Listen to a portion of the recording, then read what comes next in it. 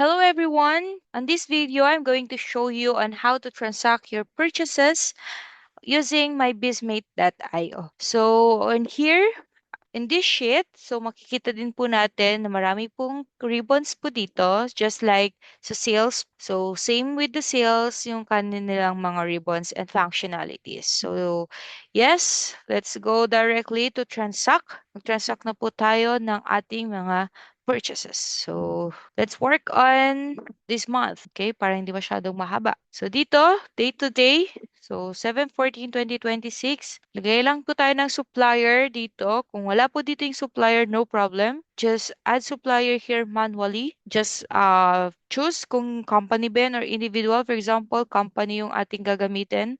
And then, maglagay po tayo dito ng CBD Inc. Okay, so yan po yung ating customer, I mean supplier. Then yung tin niya, not necessarily really na meron. Sige, lagay lang tayo. So, as you can see, ito lang po yung ating required. The type, entity type, registered name. And then, done, create na po natin. So, dito po, lagay po natin yung ating gross amount sa resibo na nakuha po natin from our suppliers. So, na-purchase po natin. Sample, 57,000 po yan. And then type, it's either the supplier po natin by VAT or non-VAT, exempt, okay? So, for example, non-VAT po yan. So, meron po tayo dito mga different expense accounts. So, for example, you have your cost of goods sold, cost of services, and other expenses.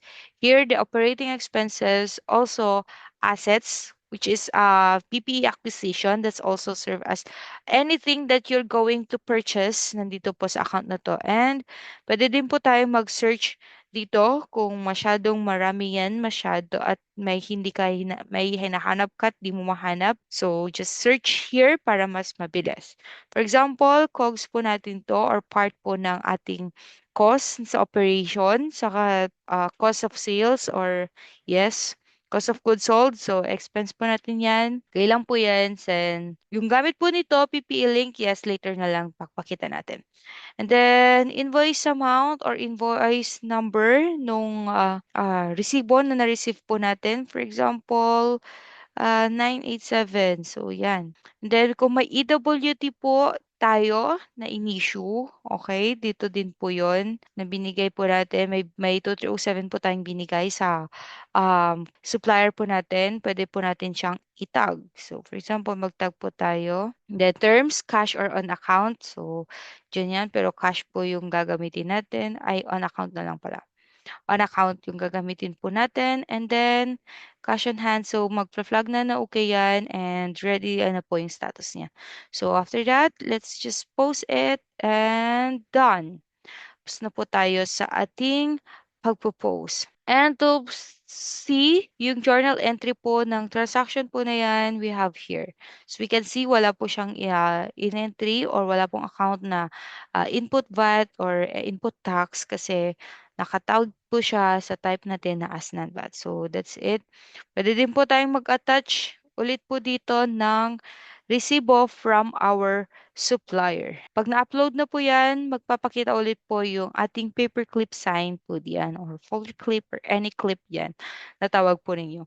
So, that's it. That's just how you transact your purchases. And sampulan din po natin ang isang PPE. So, sige, mag-sample po tayo. Ito, MSI Computer Trading. So, with the amount of 100,000. 100,000, so VAT. Then, select lang po tayo. For example, ang siselect natin is asset yan. So, computer or and IT. So, mag-o-auto po ito, link items po na kailangan may nakaregister po tayong PPE.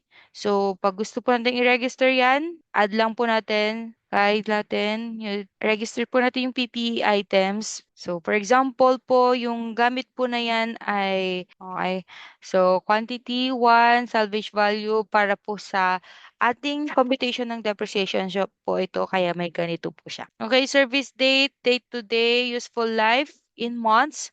So, kailangan po natin siyang i-identify. So, for example, ang useful life po ng MacBook po natin ay 10 years. Wow. So, 10 times 12, that's 120 months.